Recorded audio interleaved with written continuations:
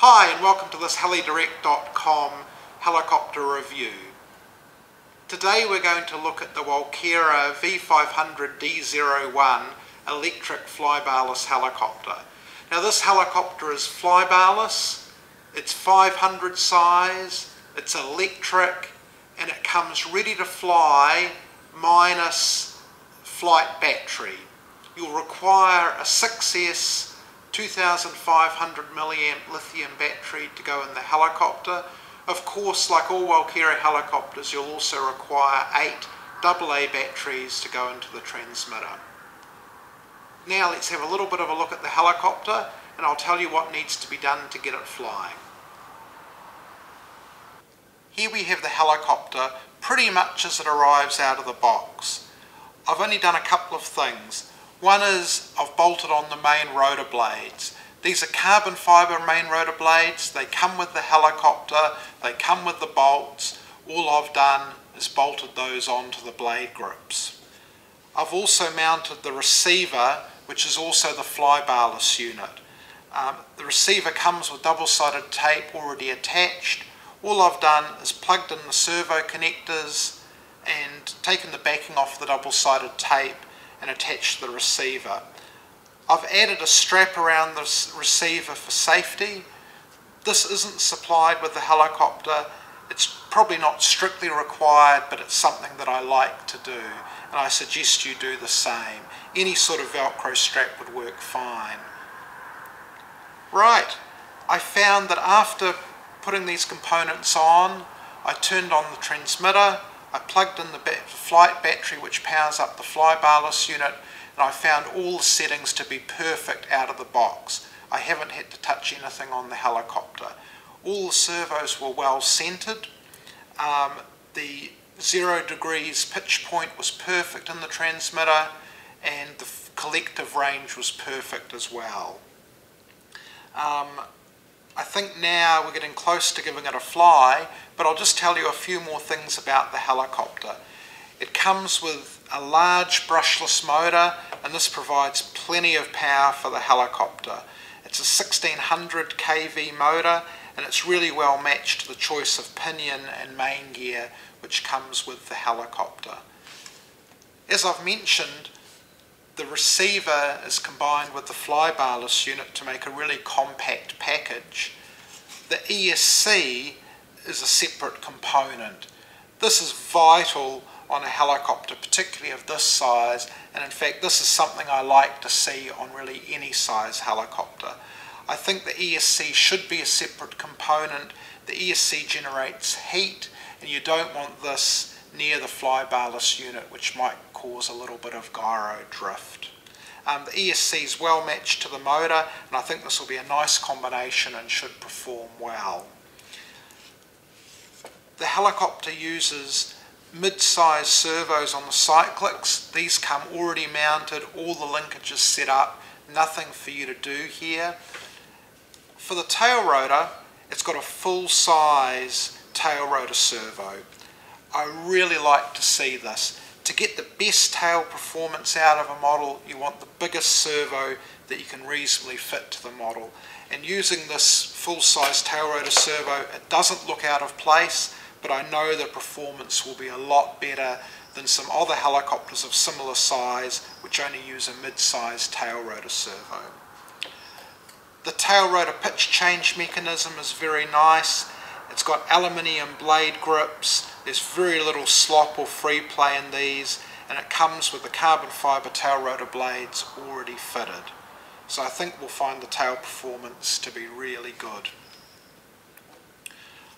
Other than that, the helicopter's got a lot of CNC aluminium parts. It's a full CNC aluminium head block, CNC aluminium blade grips, CNC aluminium swash plate and swash plate driver.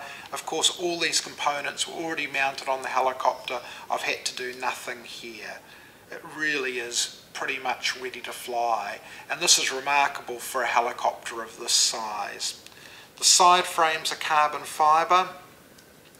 They're very well CNC machined. They look really nice and really make the helicopter look pretty special indeed. To finish it off, carbon fibre tail boom as well. The canopy for this helicopter is fiberglass, and it comes pre-painted with a really cool colour scheme. Not only does it look good, but I think this will be really easy to see in the air. So, as I say, I've plugged in the flight battery and I've checked the pitch range on the helicopter, and I haven't had to make any changes to the transmitter. I've got the battery back on charge. I'm going to go and get the battery now, and we'll go and give this a test fly and then see what it does in flight. Right, here we are out at the flying field. It's a bit of a funny old day. There's a bit of a breeze and a bit of cloud around, but we're still going to give this thing a fly because we're really keen to see how it goes.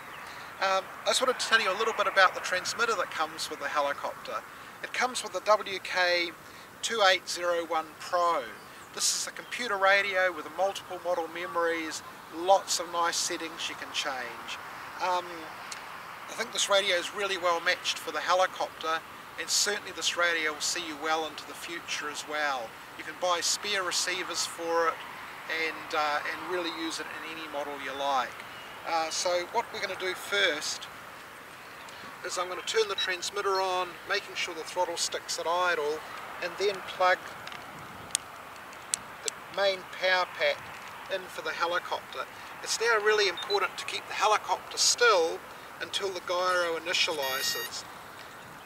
The gyro initializing is seen with the swash plate moving up and down just briefly, and the helicopter's just done that. So it's now all ready to go. I'm going to put the canopy on and then we'll give it a fly.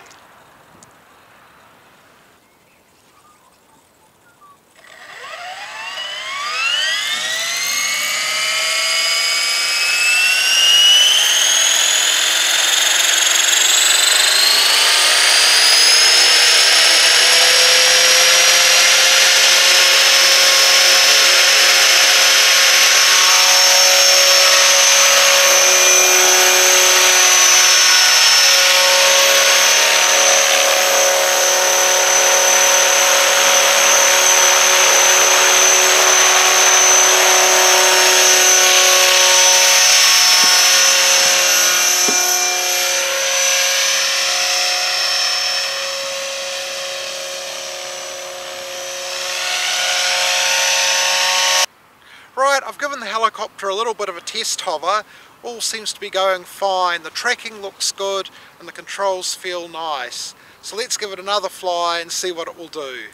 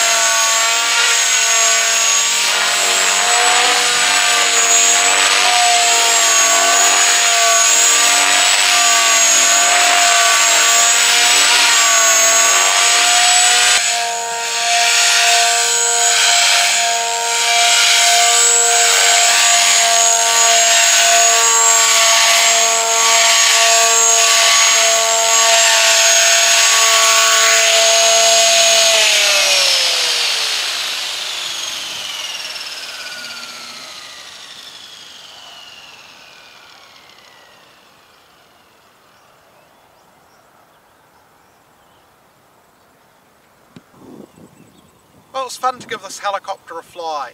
I'm going to go and give the battery a charge now and then give it another go. Watch out for more videos from helidirect.com.